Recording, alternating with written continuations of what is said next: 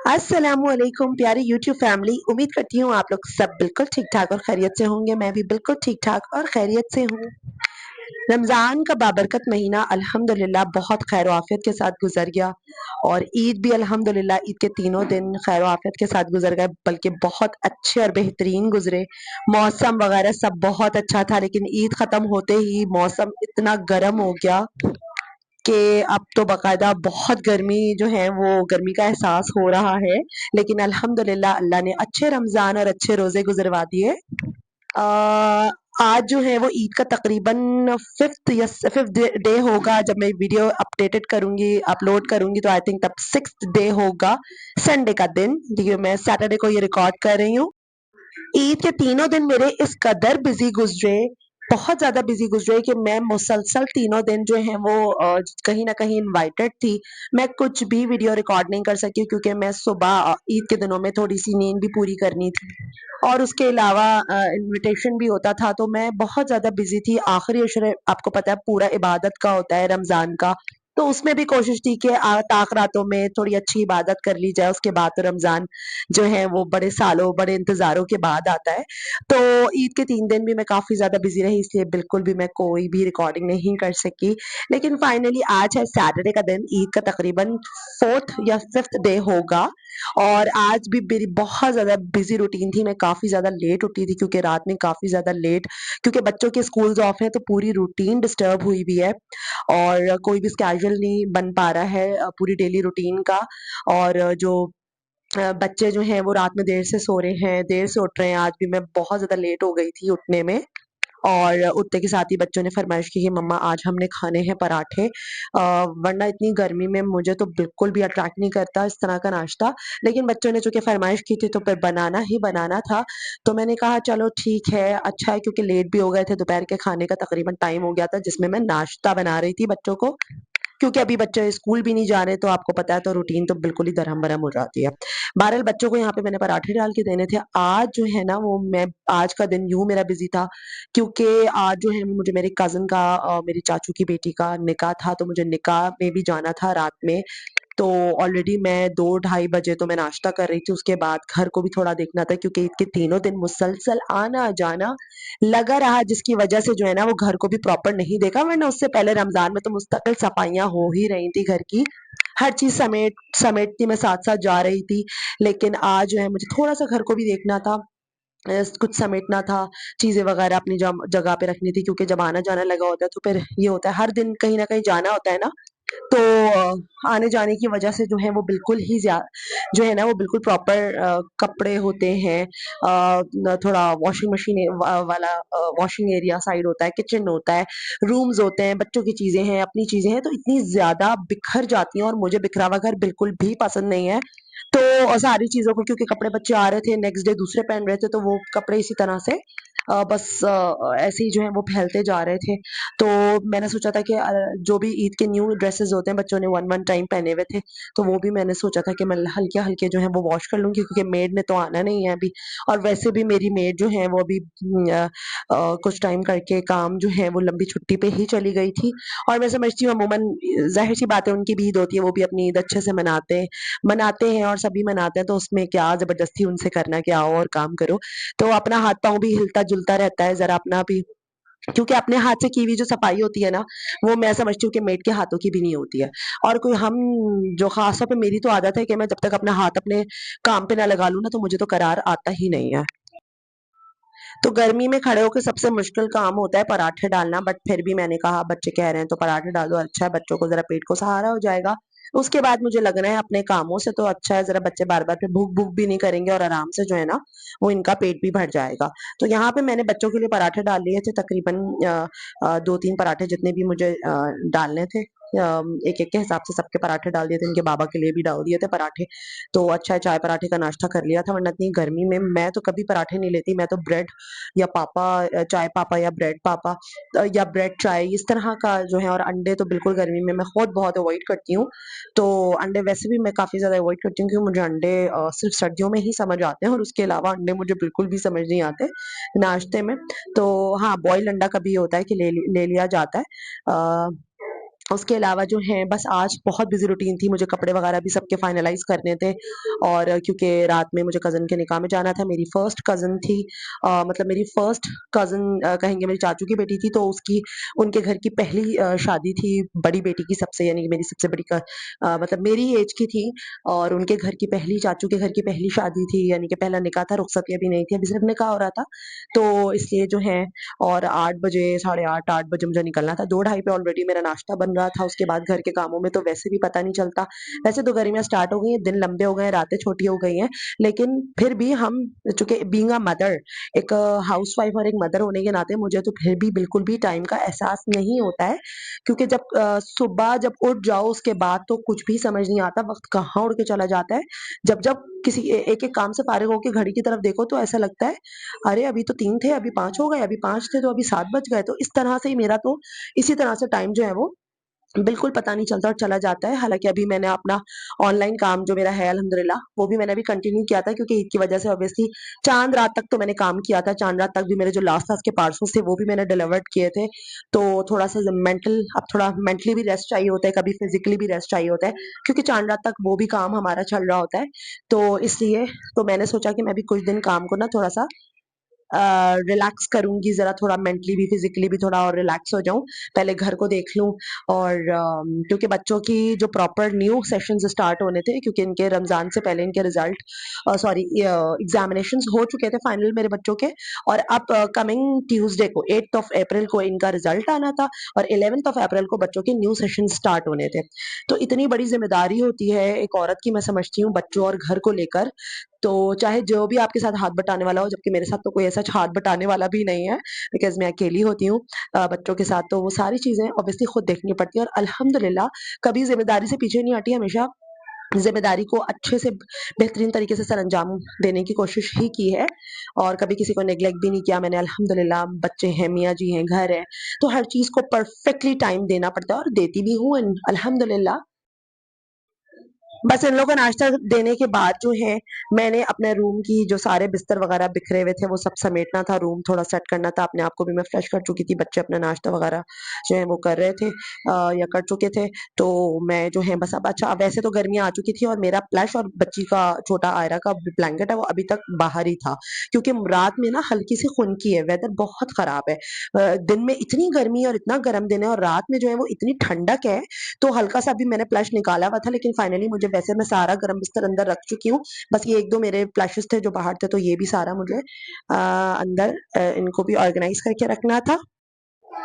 यहाँ पे जो है मैं बिल्कुल फ्रेश हो गई थी, मेरा फ़ेवरेट परफ्यूम है जो मैं एनी टाइम लगा के रखती हूँ, और ये ना मैंने फेस स्प्रे मँगवाया था जो रोज़ वाटर और एलोवेरा और ग्लिसरीन इसमें एडेड थी, तो मैं ज़रूर फेस पे ना हर थोड़ी-थोड़ी देर में स्प्रे कर लेती हूँ, क्योंकि गर्मियों में ना स्किन बहुत आपकी डल लग रही होती है और बहुत ख़राब होती है, तो मैं हर थोड़ी-थोड़ी देर में ये स्प्रे मैं फेस पे करती हूँ। मैंने ऑनलाइन मँगवाया था, बेस्ट रिव्यूज़ हैं मेरी तरफ से तो, और बहुत हाइली रिकमेंडेड है मेरी तरफ से, और बहुत अच्छा और बेहतरीन रीज़नेबल प्राइस में अच्छी चीज़ है। तो यहाँ पे ना छोटी बेटी और ये बच्चे वगैरह सब है ना, इनको भी प्रॉपर मुझे इनके बाल-वाल बनाने थे। सुबह ये उठ गई थी, इनका मुँह हाथ धुला के नाश्ता इन्होंने कर लिया था, तो अब इनके बाल वगैरह को समेटना था।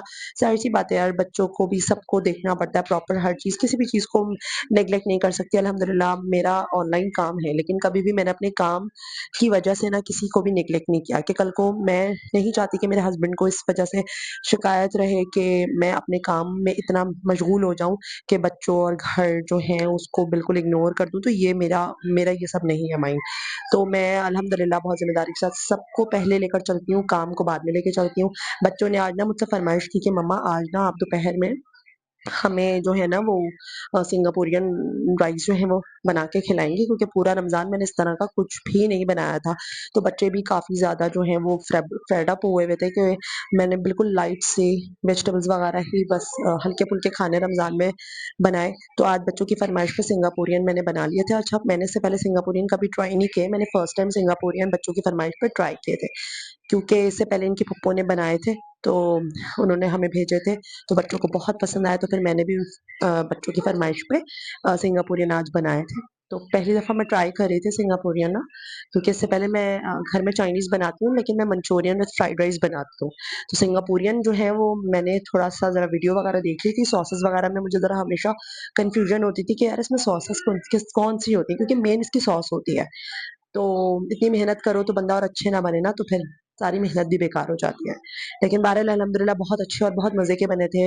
हस्बैंड ने और बच्चों ने सबने माशाल्लाह बहुत शौक से जो है वो खाए थे और जो है शाम में तकरीबन जो है वो 5 बज गए थे मुझे ये फाइनल करते-करते।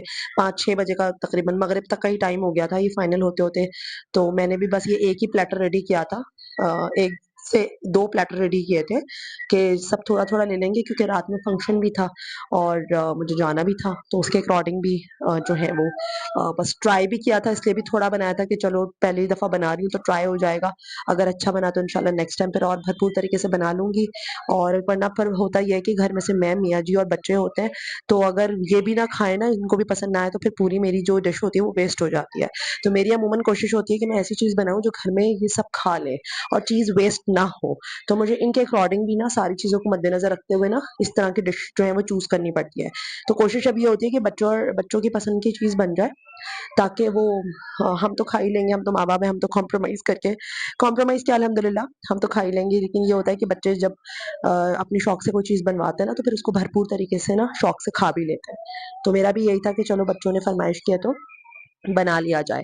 तो ये सॉस था जो मेन था, तो मैं बस इस सॉस में बड़ा डर रही थी कि मुझे इसकी ऑथेंटिक रेसिपी मिल जाए।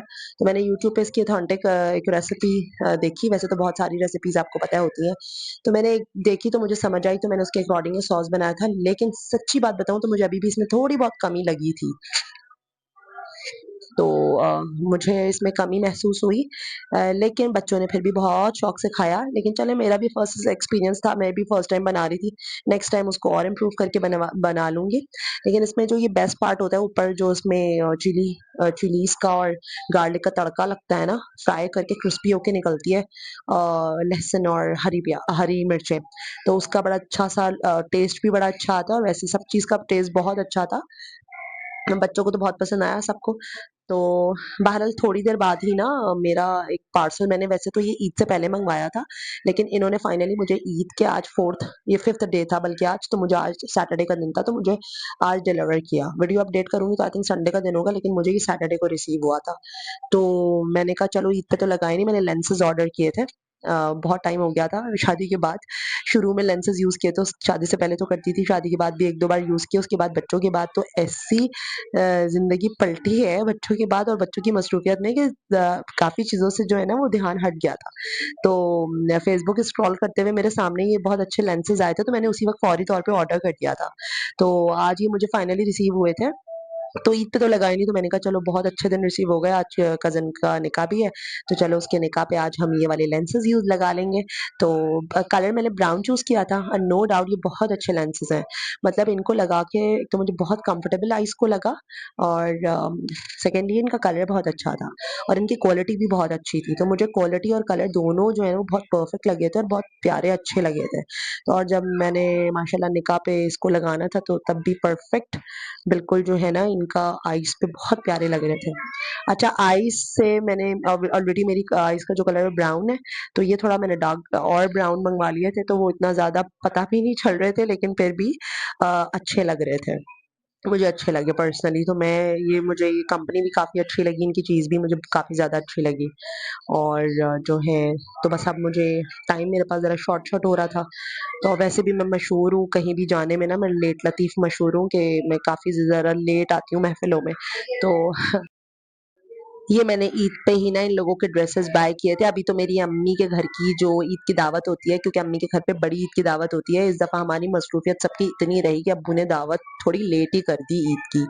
तो जनाब ये जो है ना ये मैंने शाल का ड्रेस लिया था जेडॉट से और अंगूरी ग्रीन कलर का बड़ा स्मार्ट सा 3 पीस का ये ड्रेस था और आयरा का मैंने ड्रेस लिया था मिनी माइनर से फ्रॉक ली थी उसकी एम्ब्रॉयडर्ड फ्रॉक थी। तो ये सारा बस कपड़े मुझे अब आयरन करके फाइनल रेडी करने थे। अपना भी मैंने चूँकि निकाह की ना पिंक थीम रखी थी कुछ लाइट कलर जी सब पहन रहे थे तो और गर्मी भी इतनी है तो लाइट कलर ही अच्छे लग रहे थे। मेरा भी ये जे डॉट का फ्रॉक है और ये जो है बस इसको आयरन मुझे करना था और अभी तो ये सारे ड्रेसेस मैंने सबके निकाल के फाइनल बस रेडी करने थे और उसके बाद मुझे फौरी तौर पे रेडी होना था क्योंकि टाइम फिर जो गुज़रता है ना तो फिर बिल्कुल पता नहीं चलता और मियाँ जी को भी कॉल कर दी थी कि बस टाइम पे आप पहुँच जाइएगा ताकि हम जो है ना क्योंकि ज़ाहिर-सी बात है सफ़र में और आजकल तो इतना ट्रैफ़िक है बाहर तो सफ़र में भी बहुत ज़्यादा टाइम लग जाता है, तो टाइम पे उनको भी आना था। ये दुपट्टा मुझे इसके साथ बिल्कुल भी नहीं अच्छा लग रहा था, हालाँकि ये इसकी मैचिंग का परफेक्ट था, इसके साइड कॉर्नर्स पे पूरा एम्ब्रॉयडरी हुई हुई थी थ्रेड और पर्ल्स की, बट फिर भी एनी हाउ मुझे बस सो-सो लगा तो मैंने इसको इसके साथ यूज़ कर लिया दुपट्टे को, वरना जे डॉट से मैंने सिर्फ़ ये फ्रॉक बाय किया था। अब यहाँ पे मैं बेटी को रेडी कर चुकी थी और अब मुझे इसकी हेयर स्टाइलिंग करनी थी, तो मैंने ना इस तरह का थीम रखा था कि मैं अपने बालों में भी जूड़ा बना रही थी और इसके बालों में भी मुझे जूड़ा बनाना था और अच्छा-सा पीछे फूलों का गजरा लगाना था। मैंने अपने भी और बेटी को भी मैंने दोनों का हेयर स्टाइल हम दोनों का सेम-सेम मैंने चूज़ किया था कि दोनों का सेम हेयर स्टाइल जो है वो मैं बनाने वाली हूँ। तो जो है एक तो बेटी के बहुत नखरे होते हैं कि मम्मा मुझे ये वाला नहीं लगाना, मुझे ये क्लिप नहीं लगाना, मुझे वो क्लिप नहीं लगाना। तो बच्चों का बहुत ना कभी गुस्से से, कभी प्यार से ना उनका माइंड पूरा सेटल डाउन करना पड़ता है ताकि वो पूरी महफ़िल में हमें तंग ना करें और खुद भी सैटिस्फाइड रहें और हम भी सैटिस्फाइड रहें। तो जो है तो यहाँ पे मैं उनकी जूड़ा बना रही थी और उनको बड़ी प्रॉब्लम होती है जो है ना जब उनको क्लिप्स और उनको लग रहा था मैं उनकी पोनी बना रही हूँ तो उनको पोनी से काफ़ी एलर्जी है कि मम्मा मेरी पोनियाँ मत बनाया करें but after all we are mothers तो हमें तो उस चीज़ का ख्याल रखना पड़ता है लेकिन आज मैंने उसका जूड़ा बनाना था अपने भी मैंने बिल्कुल लॉन्ग मेरी मैक्सी थी फुल लेंथ की और इसका प्लाजो और घेर वाला फ्रॉक था उसके अकॉर्डिंग मैंने चूज़ किया था कि हम वो ही करेंगे जूड़ा वगैरह का करेंगे। तो और टाइम अब ऐसे जल्दी भाग रहा था कि यूँ समझे कि मेरे पास टाइम बिल्कुल शॉर्ट रह गया था और मेरे घर से फ़ोन भी आ गया था कि टाइम पे पहुँच जाना। क्योंकि हर महफ़िल की तकरीब में कोई भी महफ़िल होती है, कोई भी तकरीब होती है, तो उसमें मैं और मेरे मियाँ मशहूर थे कि हम सबसे आखिर में और सबसे लेट पहुँचते हैं। तो ये हमारा रिकॉर्ड है, जिसको अभी तक हमने तोड़ा नहीं है। या किसी ने भी नहीं तोड़ा। तो मैं सबसे आखिर में ही पहुँचती हूँ हर महफ़िल में, हर दावत में, हर तकरीब में। बहरहाल फिर भी इट्स अ फन बट ये है कि ईद के बाद ये पहली तकरीब थी, तकरीबन समझो ईद के 3 दिन निकल चुके थे और आज ईद से लगा लें तो 5वाँ दिन बन रहा था, सैटरडे का दिन था। तो जनाब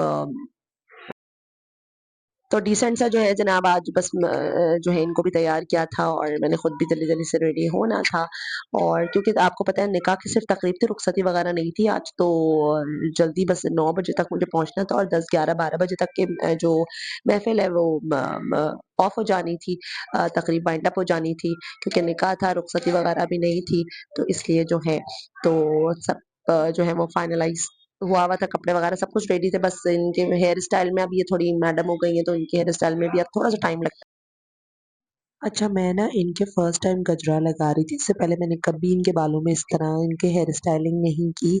तो इनके माशाल्लाह जब मैंने हेयर स्टाइलिंग की तो बाद में इनकी जो है वो इनके बाबा को पर्सनली मुझे सबको हेयर स्टाइलिंग का बहुत प्यारा खूबसूरत लगा और बच्चियों पे तो मैं समझती हूँ इस तरह के हेयर स्टाइल्स और भी बहुत खूबसूरत लगते हैं और सबसे बड़ी बात ये है कि माशाल्लाह अब बच्ची माशाल्लाह विशाल माशाल्लाह अब थोड़ी समझदार हो गई थी, तो वो अपने हेयर स्टाइल को उनको समझा दो तो वो बिल्कुल हेयर्स को टच नहीं करती हैं और हेयर स्टाइल को प्रॉपर अच्छे से मैनेज कर लेती हैं, हैंडल कर लेती हैं।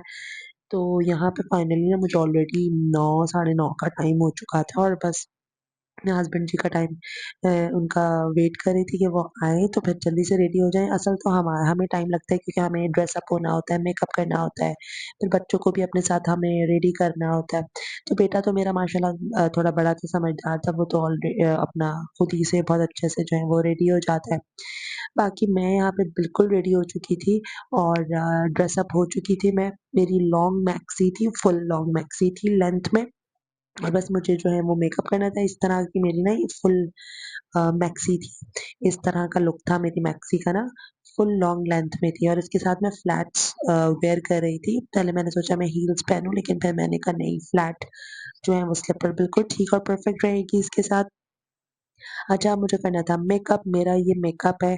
अच्छा मैंने ना रमज़ान में शेफ़र के नाम से पाउडर फाउंडेशन खरीदा था और मैंने उसको ईद के फर्स्ट डे से लगाना स्टार्ट किया था एंड नो डाउट वो इतनी आउटस्टैंडिंग साबित हुई है मेरे लिए कि मुझे बहुत अच्छा लगा। ये रही मेरी बेस शेफ़र की और वैसे ये पाउडर फाउंडेशन है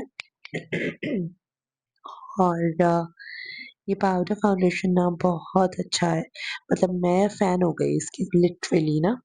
तो यहाँ मुझे लाइट मेकअप करना था। ये जो मेरी कॉन्टूरिंग है ना, ये ओरिएंटल बेस है, जिसको मैं अपने डार्क सर्कल्स या फेस पे कोई भी माइनर स्पॉट होते हैं, तो उसको हिडन करने के लिए ये वाली मैं स्टिक यूज़ करती हूँ। ये बेस्ट है।